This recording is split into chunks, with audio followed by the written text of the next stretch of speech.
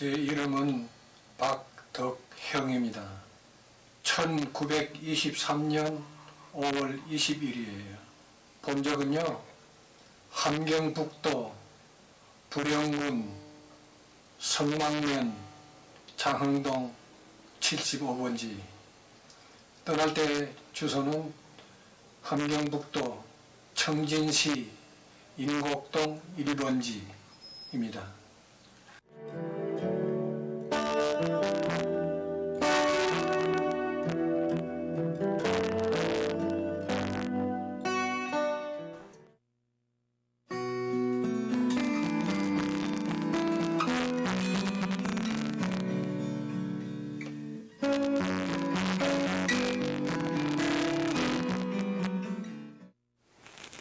찾는 사람은 동생 박일형, 또 여동생 박채숙인데 나이는 73살쯤 됐을 거예요. 아버지는 고등학교 선생님이고 어머니는 뭐 직업이 없죠. 그 아버지가 다녔던 고등학교 아세요? 네, 청진 철도학교라고 합니다. 아버지는 아주 엄격하신 분이고 어느 집이나 다 그렇겠지만 어머니는 항상 감싸주는 따뜻한 그런 어머니였었어요. 그 당시 동생들은 학교 다니고 있었어요? 그렇죠. 네. 네, 동생들 학교 다녔던... 아니, 아래 동생은 거기도 상업학교를 졸업하고 청진 상업은행에 있었어요. 어느 동생이요? 동생 하나밖에 없으니까. 남동생? 네, 남동생이. 여동생은 아마 그때 학교 다니는, 내가 나올 때가 그렇죠. 여동생은 뭐 국민학교 정도 다녔을 거예요. 내가 차가 많이 있어서. 그 동생들 특징 있어요? 특징? 별로 특징이라고 할 만한 것이 없네요. 예. 동생들 하면 기억나시는 일이 있다면 어떤 게 있어요? 동생이 오히려 성격 면에서는 나보다 좀 활발하다고 할까, 적극적이고, 여자애는 뭐 국민학교, 내가 나올 적에 국민학교니까 무슨 뭐 특별한 성격이라는 것이 뭐 있을 수 있나요?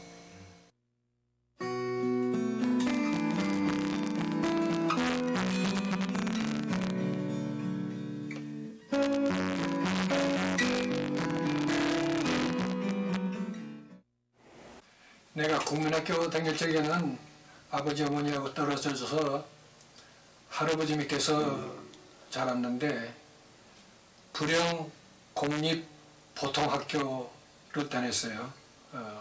그때가 10살, 저는 13살, 4살 그때쯤 되는데. 그리고 이제 할아버지한테서 한자 공부를, 옛날이니까 한자 공부를 하고, 그래서 아버지는 학교 선생이기 때문에 청진에 내려와 있고 동생들도 아버지 어머니하고 같이 있었는데 나는 할아버지 밑에서 국민학교를 졸업했죠. 그 동생들하고 부모님하고 같이 살았을 때 얘기 좀 해주시겠어요? 그 고향 마을?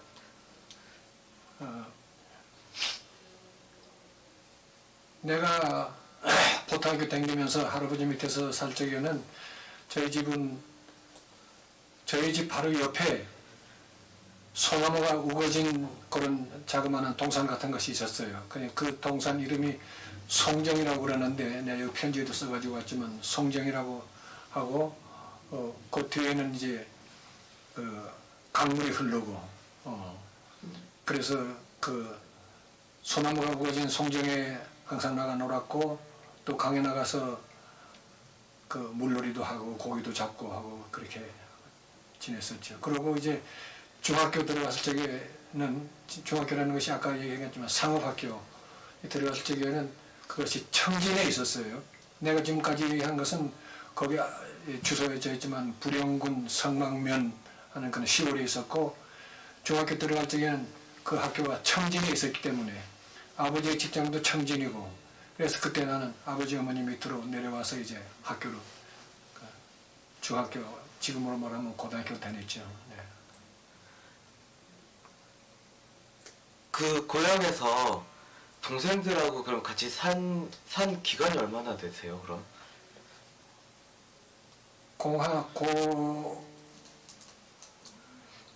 내가 떠나기 전에는 애들하고 같이 쭉 있었으니까는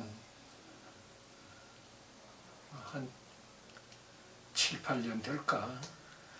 그럼 그 기간 동안 명절이 있었잖아요. 명절 때는 어떻게 보내셨어요, 고향에서? 글쎄요, 명절 때 특별히 뭐 어떻게 보냈다는 뭐 인상에 남는 거 뭐 없네요.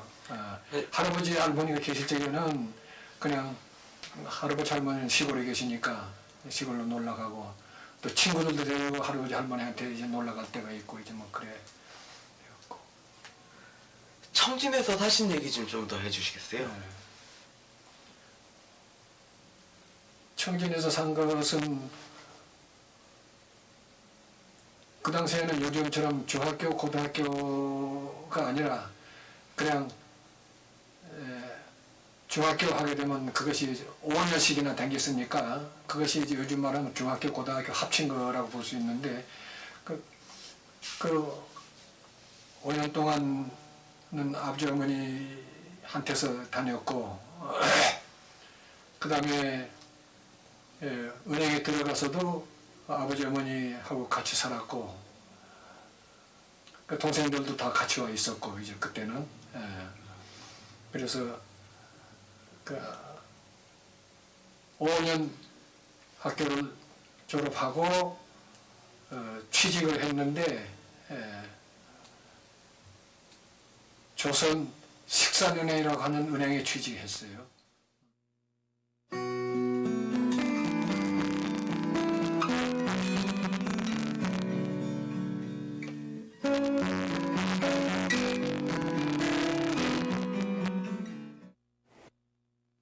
징용 갔다가 돌아온 것은 청진 인곡동이라는 데 집이 있을 적에 거기서 살다가 징용으로 이제 끌려갔는데 돌아와서는 돌아와 보니까 일제 말기에 일본 사람들이 소련하고 전쟁을 하게 돼서 소련군이 청진 쪽으로 막 들어올 때가 되고 그다음에 미국 사람들은 와서 이제 청진을 막 폭격을 하고 한 그런 때였었는데 내가 근무하던 은행 그 자리에 가보니까 폭격을 맞아가지고 그 은행 지점 건물이 다 날아가고 없었어요. 그러니까 있던 직장이 이제 없어진 거나 마찬가지니까 난 거기 지점은 그렇게 해서 없어졌지만 그 은행의 본점은 서울에 있었기 때문에 본점에 한번 가서 상황을 보고 돌아오더라도 돌아오지 본점에 안 가보고 여기서 그냥 이렇게 있을 수는 없다 해가지고 집에서 떠날 적에 아버지는 절대 안 된다고 막으려고 하고 내가 기어코 가겠다고 뗐으니까는 나중에 어머니가 중간 역할을 해가지고 제가 떠나는 걸 그대로 보내줬어요. 보내줬지만은 그 당시의 상황은 이 부분 소련이 점령하고 있고 이 남은 미국이 점령하고 있지만은 이 38선이 곧 해결이 돼가지고 38선이 없어진다. 소위 통일된 나라가 된다는 그런 얘기죠. 그렇게들 얘기들 하고 있었기 때문에 집에서 떠날 적에는 내가 본점에 가긴 가지만은 가보고 곧 돌아올 거다 하고 이제 떠났는데 돌아온 후로 이 38선이 없어지지 않고 점점 더 강하게 생기게 되고 하니까는 돌아갈 수가 없는 상태고 직장은 좋은 직장이니까 그대로 그냥 쭉 한 직장에서 은퇴하고 퇴직할 때까지 그냥 근무했죠. 그 뒤로 그래서 헤어진 거죠? 못 올라가신 거잖아요. 그렇죠. 그 후로 못 올라. 그래가지고 60년 됐어요.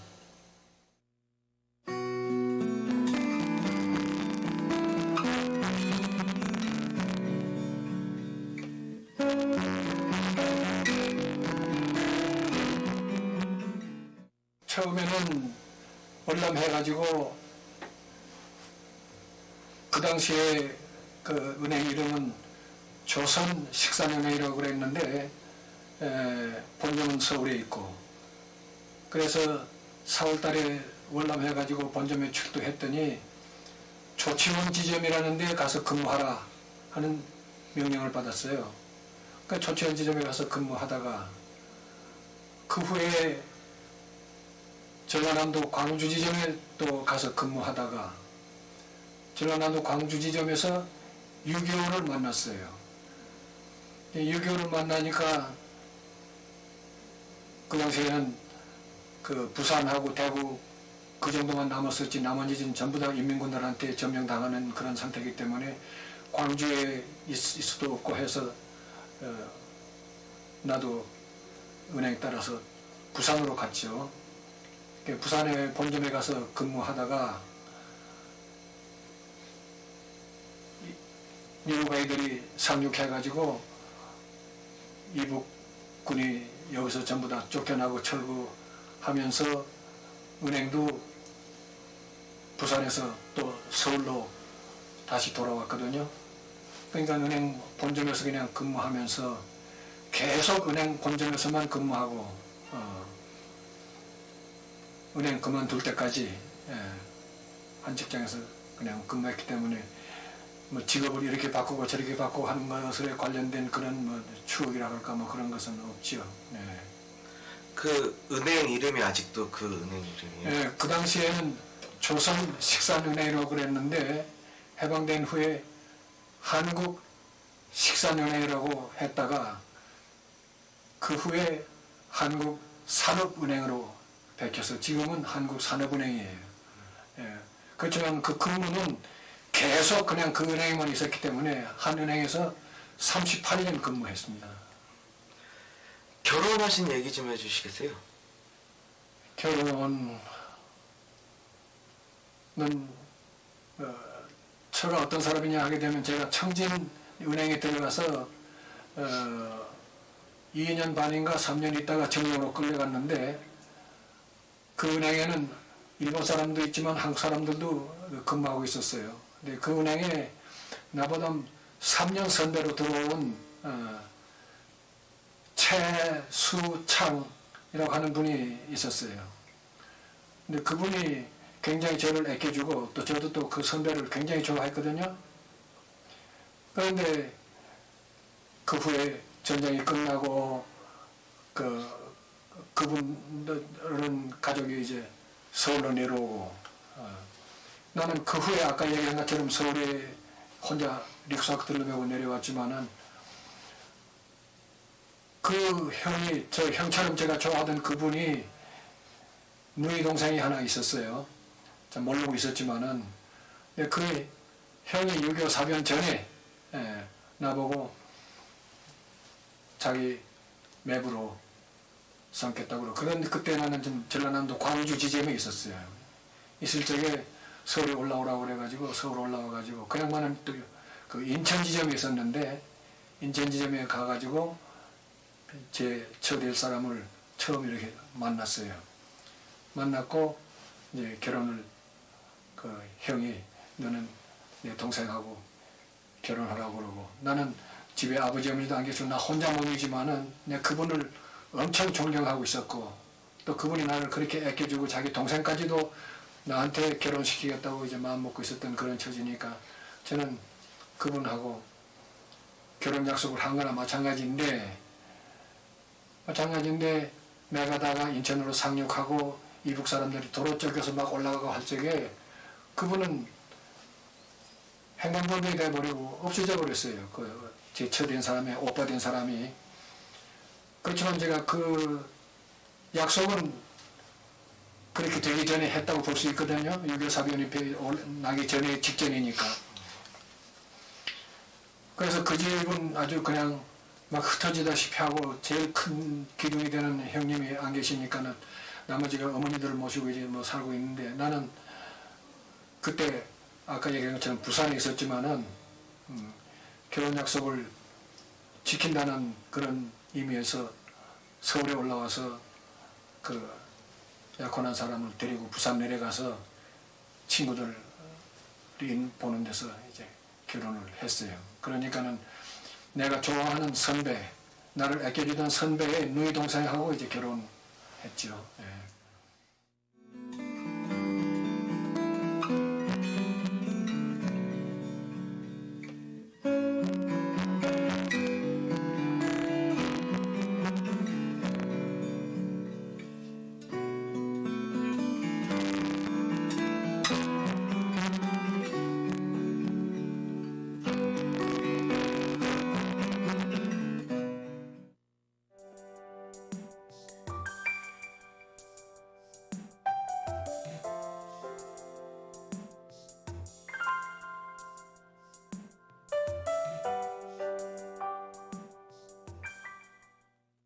일영아, 채수가, 내가 60년 전에 너희들 곁을 떠나온 형이고 오빠인 덕형이다. 너희들이 어떻게 성장하고 어떻게 살고 있는지 정말 보고 싶다. 아버지, 어머니는 돌아가셨을 텐데 언제 돌아가셨는지, 돌아가실 때까지 건강하셨는지, 이 불효자는 가슴이 터지려고 한다.